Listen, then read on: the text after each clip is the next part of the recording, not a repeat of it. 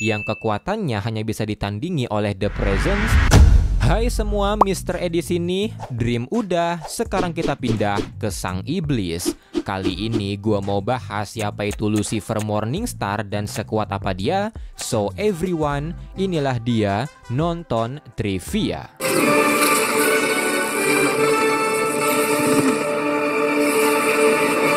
Mari kita mulai dengan backstory-nya. Punya nama asli Samael, Lucifer Morningstar adalah salah satu dari 3 Archangel pertama yang diciptakan oleh The Presence atau Tuhannya DC bareng Michael dan Gabriel. Mereka diciptakan untuk mengisi kekosongan dengan ciptaan. Tapi baru aja diciptakan, Lucifer sudah memiliki bibit pembangkang di mana dia mempertanyakan The Presence kenapa dia harus mengikuti perintahnya, dan karena Presence menjawab kalau dirinya adalah penciptanya, Lucifer akhirnya menurut. Tapi jutaan tahun kemudian, Lucifer memberontak terhadap surga. Dia memimpin 1/3 malaikat surga melawan The Presence karena tidak ingin diperintah olehnya. Perang ini dimenangkan pihak surga dengan Gabriel berhasil mengalahkan Lucifer.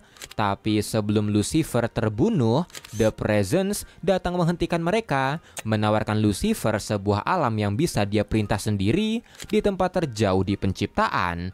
Dan karena Presence berkata kalau dia tidak akan memaksakan kehendaknya pada Lucifer di sana, Lucy akhirnya setuju.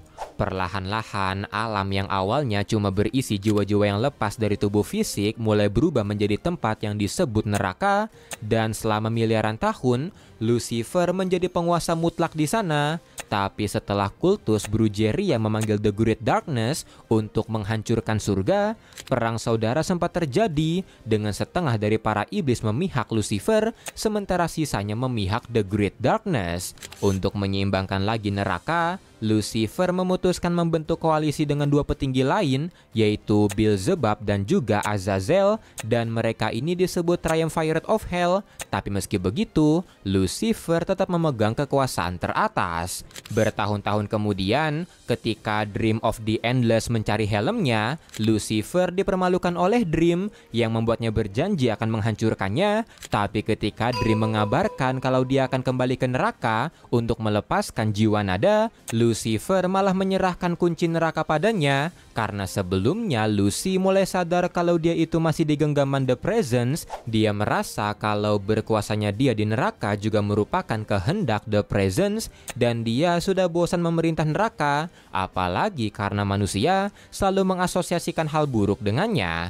Dia pun melepaskan semua jiwa dan iblis di neraka, meminta Dream memotong sayapnya, dan pergi ke dunia manusia, berharap kalau aksinya ini adalah kehendak bebasnya dan bukan rekayasa dari The Presence. Di bumi, Lucifer membuka bar di Los Angeles bernama Lux bareng Mazzekin kekasihnya, dan dia hanya ingin hidup tenang. Tapi kehidupannya perlahan-lahan terganggu, di mana seorang Old Gods bernama Navajo mengabulkan permintaan manusia dengan asal. Tapi karena surga dilarang ikut campur secara langsung, mereka mengirim malaikat Amenadiel untuk meminta bantuan Lucifer, di mana Lucifer meminta letter of passage sebagai imbalan. Setelah mendapatkan surat ini, Lucifer ingin menciptakan dunianya sendiri di luar dunianya The Presence. Tapi sebelum itu, dia mencari Tarot Basanos, kartu ramalan yang dibuat oleh malaikat Meleos setelah mengintip Book of Destiny untuk melihat masa depannya.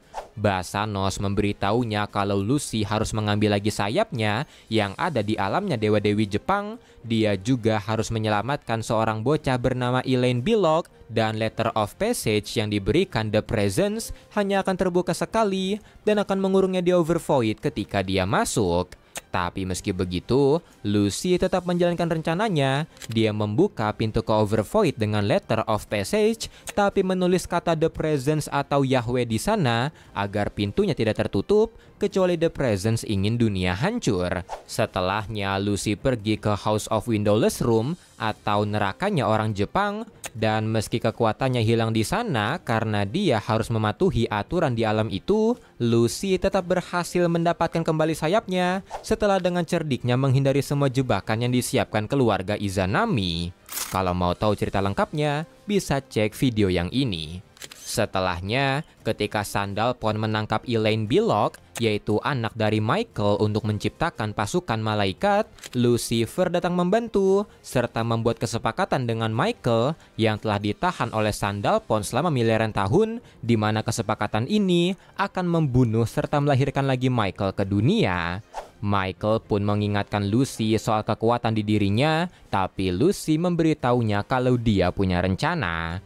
Karena Lucy membawa kembali Michael yang lemah, pasukan surga yang menyerbunya karena Lucy membuka portal ke Overvoid memutuskan mundur karena mereka tahu jika Lucy memutuskan membunuh Michael, maka Demiurgos power di dirinya akan meledak dan menghancurkan dunia. Setelah malaikat surga mundur, Lucy membawa Michael ke dalam portalnya, membunuhnya di sana, dan ledakan yang terjadi menciptakan sebuah Big Bang yang membuat lahirnya dunia baru, dan di dunia itu, Lucifer menciptakan Adam dan Eve-nya sendiri, serta memberikan mereka keabadian selagi mereka patuh dengan satu aturannya, yaitu jangan tunduk pada siapapun, termasuk dirinya.